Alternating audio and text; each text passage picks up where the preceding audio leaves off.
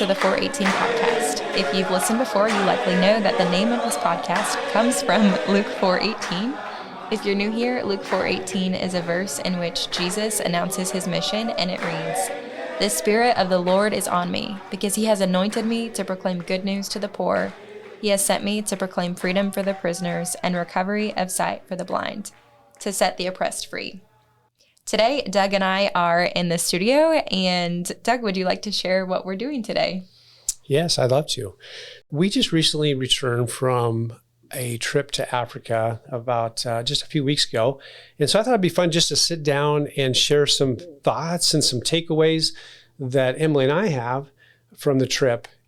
So what are some takeaways or lasting impacts, Emily, that you have? Every community we go to, people are thanking us and they give us gifts. They're so hospitable. They're so generous.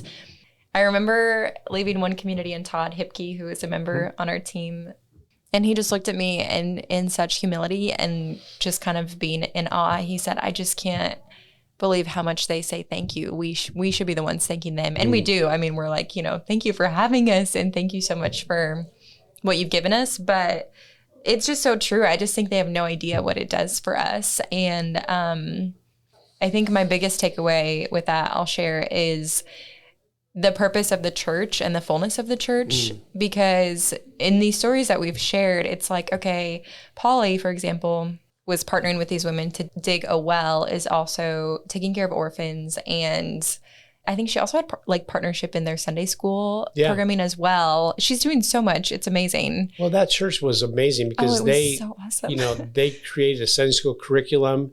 And then there was Bible studies were started. I mean, all within 3 years. Another thing that was pretty cool on this trip, well, I need to back up. 3 years ago, we were in Africa, and my wife Jill and I, our daughter Katie, goes up by Kate now. So Kate was on the mission trip with us, and we were taking a flight from Nairobi to Mombasa, and she was sitting next to a gentleman that was there, and they started talking, and he asked, "Why are you here?"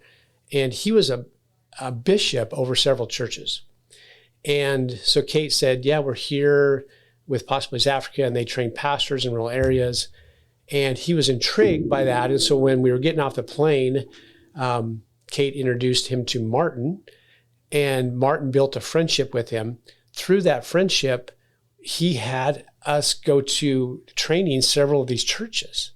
And so it was really fun to see in a very short amount of time how God has used a connection on a plane to help train pastors in his denomination, in his churches, and then how that's impacting not only the pastors, but then the people in his church. So it's pretty cool to see just in a short amount of time how quickly God used that. Yeah. So anyway, back to your that's so awesome. But yeah, the fullness of what the church, I think, is intended to be in touching on every area of internal spiritual growth, being outward facing, stewarding what God has given them, and then being a light to the larger community. So I just see so much of God's image in what they're doing, and it's so natural and loving in the sense that it's just love. And I love seeing that the community that we went to with Polly and the church that Doug was talking about with the well, I just remember walking in, and the women are always lined up, and it's common as women, we usually hug them when we're there. They're just really affectionate, and it's so sweet. So one woman who was older, we hugged, and I just looked at her, and I just felt like her face was just full of so much love. And I was like, we don't speak the same language. I don't even know her name. There's multiple people in this church, but it was just such a sweet moment. And then she's shorter than me, so she kissed me on the collarbone. And then I just looked at her, and I was like, I just adore her, and I don't even know her. And it's just really cool to experience God's love through his people. And it is just so true that I kept thinking of Matthew 5:14 when it says, "A city set on a hill cannot be hidden." And the churches are just such a light after going through Possibilities Africa training. We visit them and we see them after they've gone through training, and to see such fullness of holistic transformation, that's what we refer to when we talk about the vision for the Possibilities Africa mission. But it really is just a fullness of what God intended the church to be. And I just see that so much. And I think that's something that we could learn here in America. Truly, when I went last year and this year, both times I was like, there's so much we could learn from Possibilities Africa in the States. So I feel like that is just a theme of so much of what we saw and witnessed in all of the churches.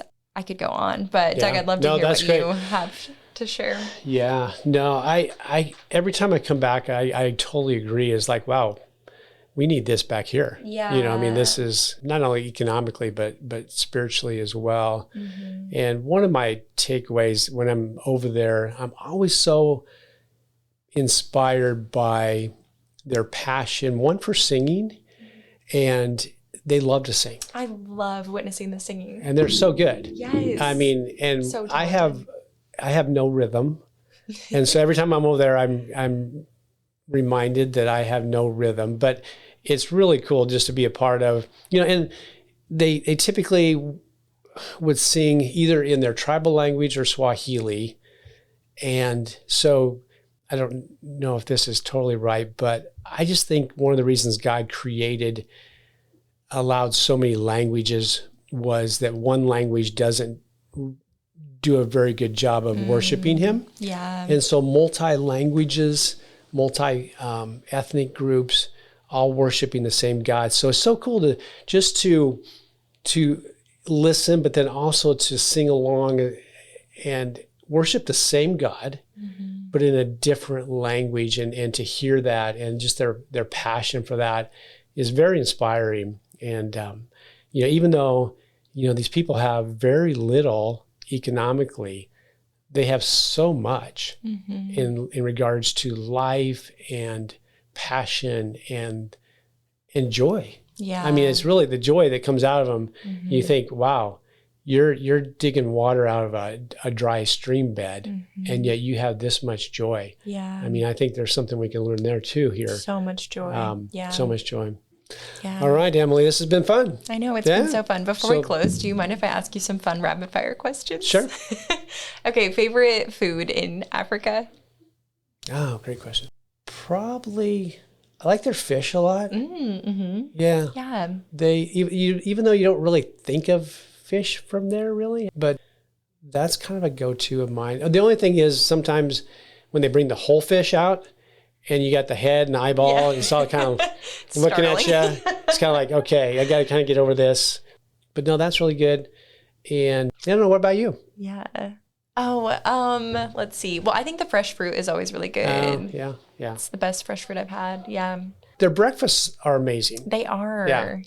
Yeah. Do you have a favorite beverage that we had in Kenya? Well, we don't drink it so much now, but when I was there in college, they have chai, which is tea and some cream and lots of sugar. Oh. And, you know, like typically their waters, like the reason we don't really drink it now, it's still a very popular drink there.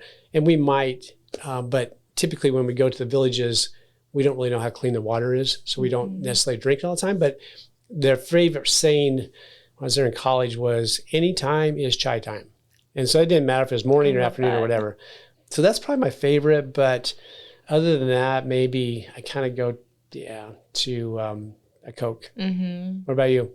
I think when we go to the church communities, like to what you said of the Coke, they always serve us glass bottles of soda or pop, and mine is Sprite. And it's so sweet to drink it out of glass. And again, it's like just their hospitality to share with us every time. It's just incredible. Okay, last question. On this trip in Kenya this year, what is something that made you laugh? Well, we had a great group and everybody got along really well. And so it was super fun. A lot of different personalities, but everybody got along really well. But yeah, I mean, I think Peter. You're going to say Peter. Yeah. One of our guys from Omaha, Peter, went with us, and Peter had a great sense of humor. Yeah. But everybody did, but just in a unique way. But Peter made me laugh. He's just funny. Yeah. Peter as a whole is your answer. Yeah. Yeah. So it was great. Yeah. Yeah. So. I think my answer is when we were in the last community we went to and we were leaving the well that you mentioned. And I walked by this guy that was on his motorbike, which is like always common, you know, and he asked if I wanted to ride on it. And I was like, no, I think I'm good. I was also in a dress, you know, and just like maybe not the right time for me. But we're walking ahead and then I just see Doug riding on the back a little bit later. And that was, just fun. I love that you did that. It was a sweet moment. Yeah. I didn't realize until right now that I was the second one asked. So he asked you first. So I didn't know that. I thought I was the first one he asked. Yeah. So because he asked me, I want to. You're in, yeah. So I thought about asking if I could drive it, but I didn't think I should probably go that far. That would have been really fun. Yeah, maybe next year. Yeah. So no, that was fun. Yeah, that's great. Well, this was fun. Good questions, yeah. Yeah, I think that's a wrap. All right. Thank you for being here. We appreciate your partnership in prayer and in giving. If you're interested in partnering financially, be sure to head to usa.possibilitiesafrica.org and hit the donate button. Be sure to subscribe, leave a review, and share with a friend so we can grow this podcast and share this good news.